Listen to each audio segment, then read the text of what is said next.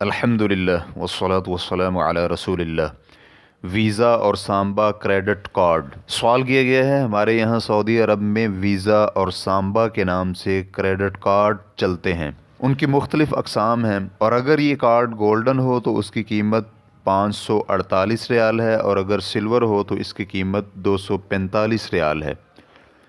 جو اس کارڈ کو حاصل کرنے والے نے سالانہ فیس کی مد میں بینک کو ادا کرنا ہوتی ہے، اور اس کارڈ کا طریقہ استعمال یہ ہے کہ جس کے پاس یہ کارڈ ہو وہ بینک کی شاخوں سے بطور ادھار جتنی رقم چاہے نکلوا سکتا ہے، اور یہ رقم زیادہ سے زیادہ 54 یوم کے اندر ادا کرنی ہوتی ہے، اور اگر نکلوائی گئی یہ ادھار رقم مقررہ مدت کے اندر ادا نہ کی جائے تو بینک نکلوائی گئی ادھار رقم کے ہر 100 ریال پر فائدہ لیتا ہے، جو 1 ریال اور 95 سعودی حللے ہیں۔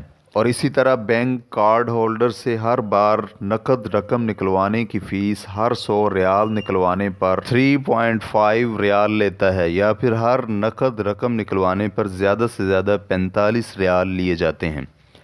اور کارڈ ہولڈر ان مارکیٹوں سے جو اس بینک کے ساتھ لین دین کرتے ہیں بغیر کسی نقد رقم ادا کیے خریداری کر سکتا ہے، اور یہ خریداری اس پر بینک کا ادھار ہوگا، اور جب وہ خریداری کی قیمت کی ادائیگی 54 یوم سے تاخیر کر دے گا تو بینک کارڈ ہولڈر سے اس خریداری کے ہر 100 ریال پر 1.95 ریال فائدہ لیتا ہے۔ براہ کرم اس کارڈ کے استعمال کا حکم کیا ہے، اور اس بینک کے ساتھ اس کارڈ سے استفادہ کرنے کے لیے سالانہ اشتراک کرنا کیسا ہے، رہنمائی فرما دیں۔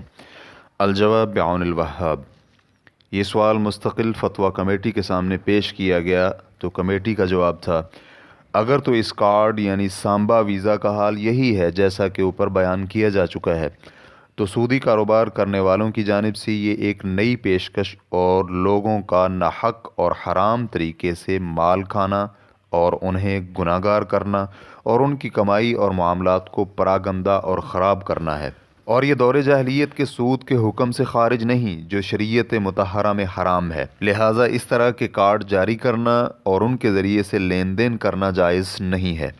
شیخ ابن عثیمین رحمہ اللہ سے اس کے متعلق سوال کیا گیا تو ان کا کہنا تھا، اس طریقہ پر معاہدہ کرنا جائز نہیں، کیونکہ اس میں سود ہے اور وہ ویزا کارڈ کی قیمت ہے۔